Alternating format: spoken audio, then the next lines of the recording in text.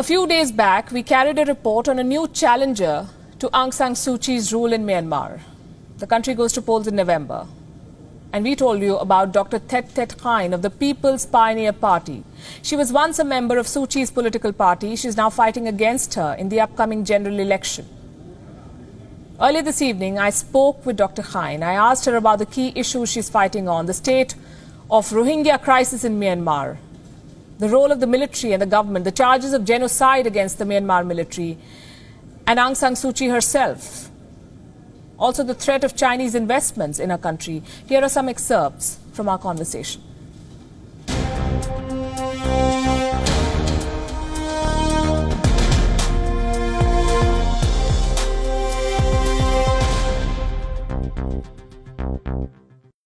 Dr. Khain, welcome to WION. And thank you for interviewing me. The headlines are calling you a lady who's challenging the lady of Myanmar. Do you see yourself as the main challenger to Aung San Suu Kyi? The lady, Aung San Suu Kyi, is kind of influential leader.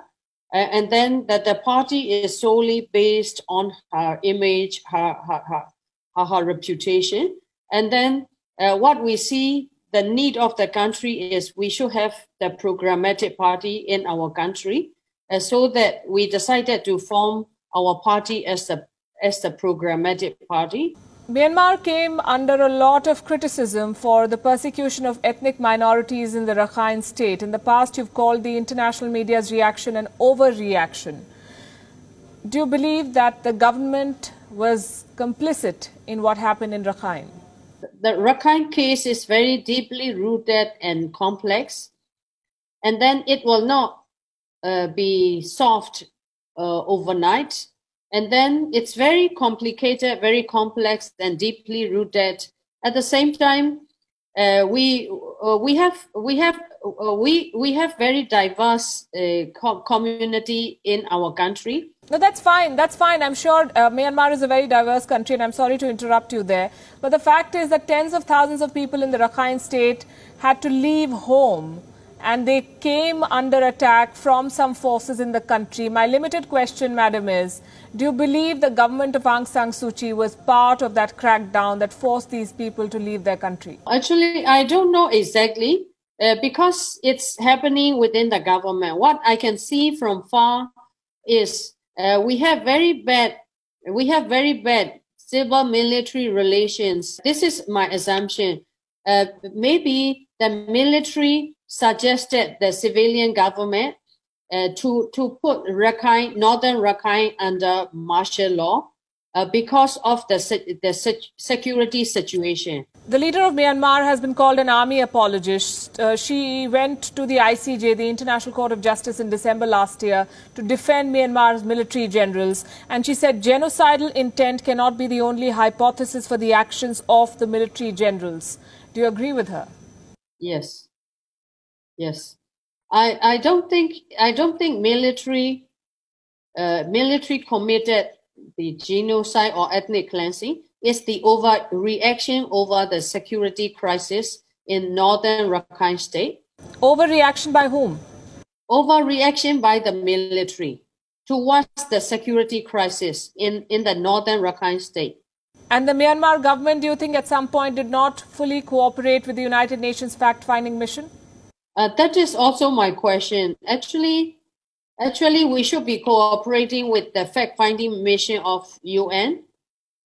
I don't know why the incumbent government is trying to refuse. You believe there was a cover-up and the government was involved?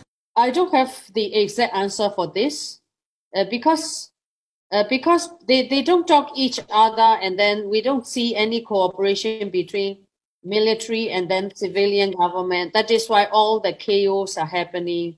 600,000 Rohingyas still remain in Myanmar, but they do not have the right to vote. They are disenfranchised.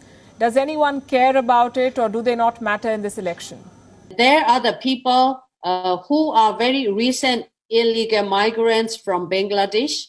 They don't recognize our flag. They don't respect our local culture. They don't speak our local language. And then these all people are kind of illegal migrants. We have to differentiate two two groups of people, even though they are Bengali Muslims. Are growing Chinese investments in Myanmar a cause of worry for you? Actually, not necessarily Chinese investors. Whoever investors coming into our country, and then we need infrastructure development, and then we need foreign direct investments, and we need this kind of national projects, the working together with the foreign investors. And then so long as we are addressing to the local people, local community requirements, and then the development of the local business community. At the same, what I want to talk is we want to seek win-win situation. Are you not concerned about the debt that comes along with Chinese money? We are concerned about that. That is why we are pushing our government for the contract negotiation. In contract negotiation, we should have terms and conditions which are equally favoring the investors as well as our country as a host and for local community. Dr. Thet Khain, thanks very much for joining us here on WION. Thank you so much.